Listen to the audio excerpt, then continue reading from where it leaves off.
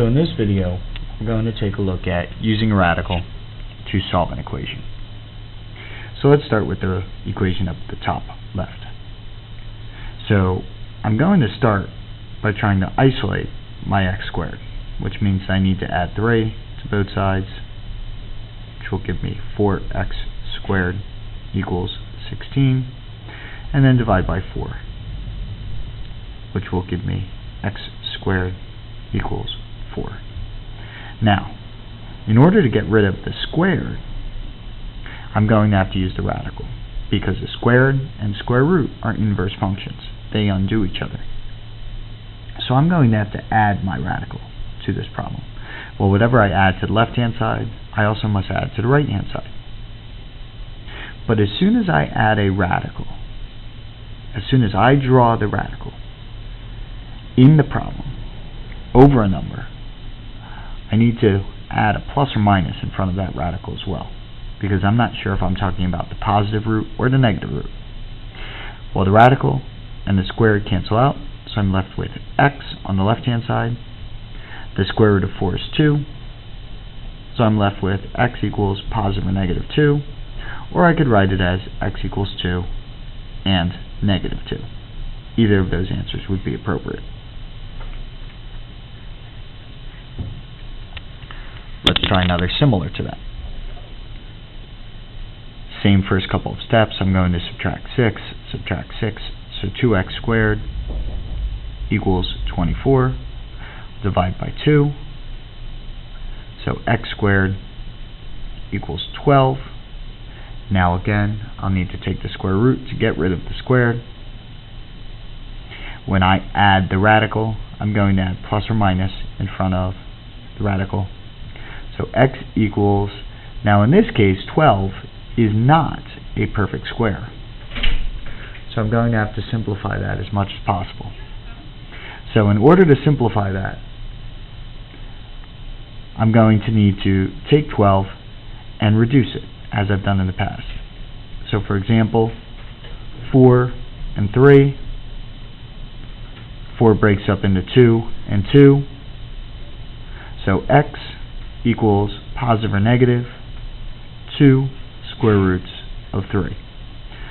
So my solution, my exact solution in this case, is x equals positive and negative 2 square roots of 3. I need approximate answers as well. So 2 square roots of 3 gives me positive and negative 3.46.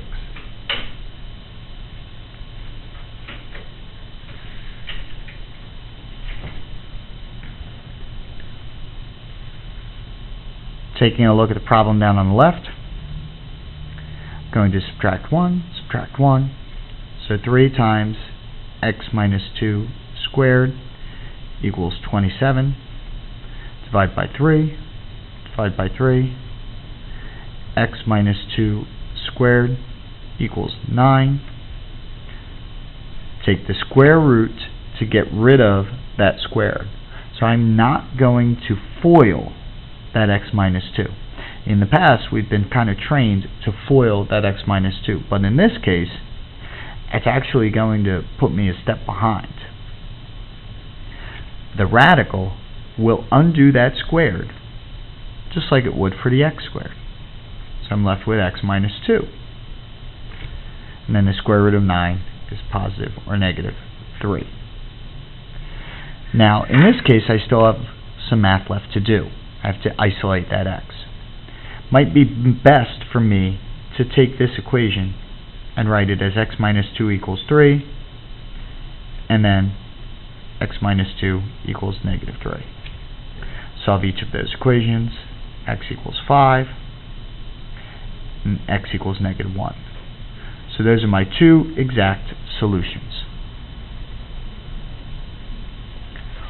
One more example.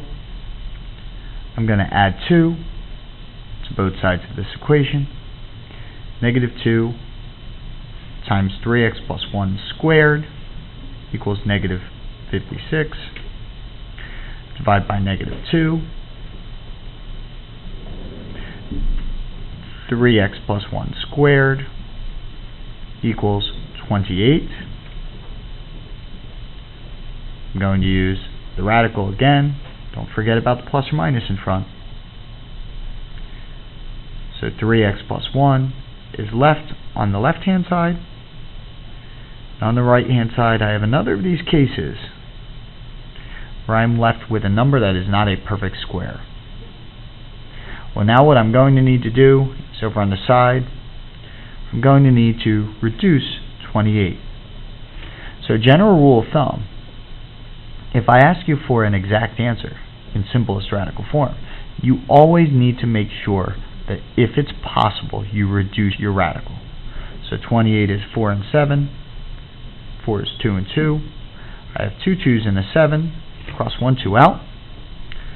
So 3x plus 1 equals positive or negative 2 root 7. Subtract 1. 3x equals negative 1 plus or minus 2 root 7. So notice that I put that negative 1 in front of the plus or minus. The negative 1 and the 2 root 7 can't be combined because negative 1 is an integer and 2 root 7 is an irrational number.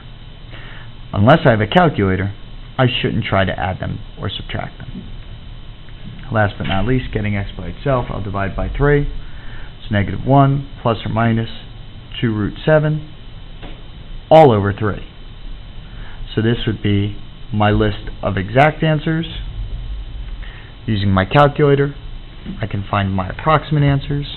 So I'll need to type in here negative 1 plus 2 square root 7. Hit enter. Divided by 3. So there's one of my approximate answers. X is approximately 1.43. Try that again. Negative 1 minus 2 root 7. Again divided by 3. So my second approximate answer is negative 2.1.